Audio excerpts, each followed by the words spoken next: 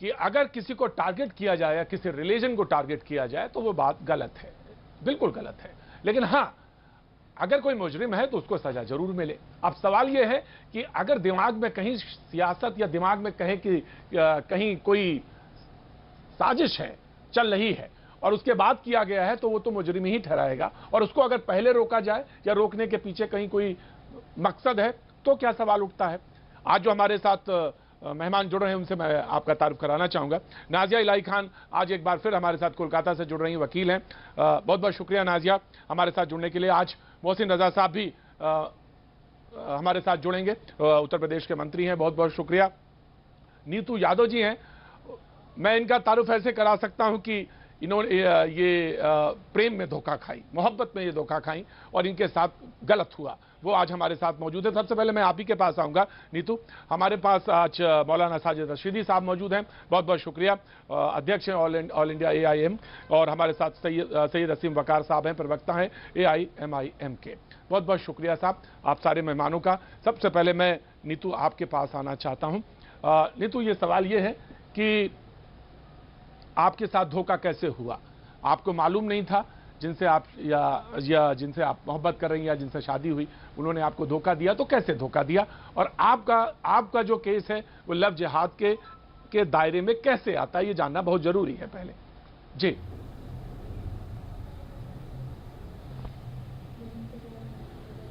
Sir, मुझे नहीं मालूम था कि ये एक मोमडन है। मेरे सामने ये आया अपनी आइडेंटिटी छुपा के कि मेरा नाम अक्ष है। जी, और आपसे निकाह हुआ, आपसे शादी हुई? नहीं हुई, पता नहीं कहाँ से बनवा के लाया था। एक निकाहनामा की तरह का कोई पेपर था, वो हमें भी नहीं मालूम कि क्या होता है क्या नहीं होता है।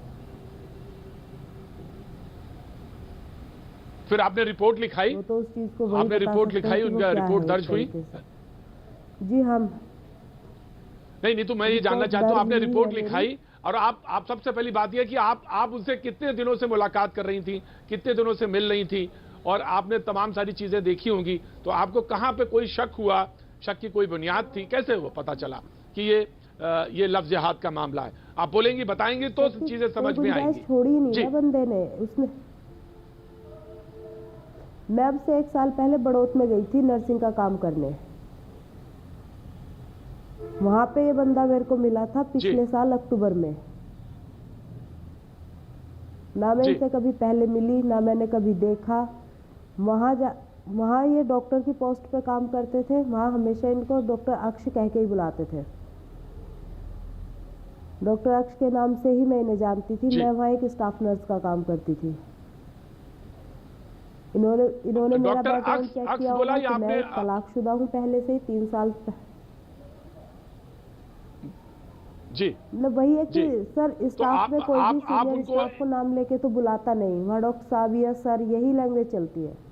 जी जी जी, बिल्कुल सही कह रही हैं आप, बिल्कुल सही कह रही हैं। लेकिन मैं ये जानना चाहता हूँ कि मेरा नाम अक्ष है आपके जी, और आपके जहन में जो तस्वीर बन रही थी वो एक ऐसी तस्वीर बन रही थी कि ये जो शख्स है ये हिंदू है।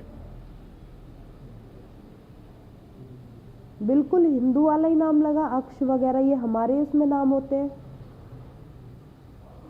उसके बाद में कभी ऐसा हुआ नहीं, जैसे मैं कभी इधर डिस्ट्रिक्ट बागपत में ही एक मंदिर पड़ता है, गुफा वाले मंदिर बोलते हैं उसको,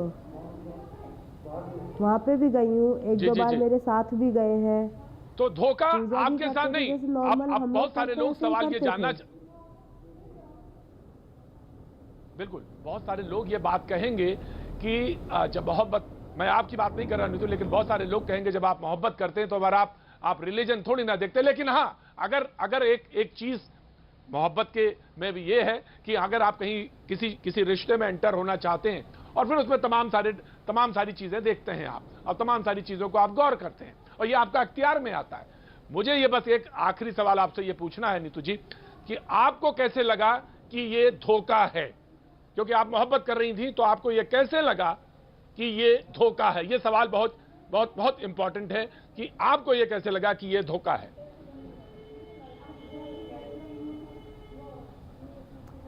स्टार्टिंग में ऐसा कुछ था ही नहीं, ना तो इनसे कोई मोहब्बत थी ना कुछ थी। इन्होंने बोला कि मैडम मैं भी तलाकशुदा हूँ, मेरी बीवी से तलाक हो गया है, मेरे पास एक बेटा है, मुझे औरतें तो बहुत मिल जाएंगी लेकिन उसके लिए माँ चाहिए।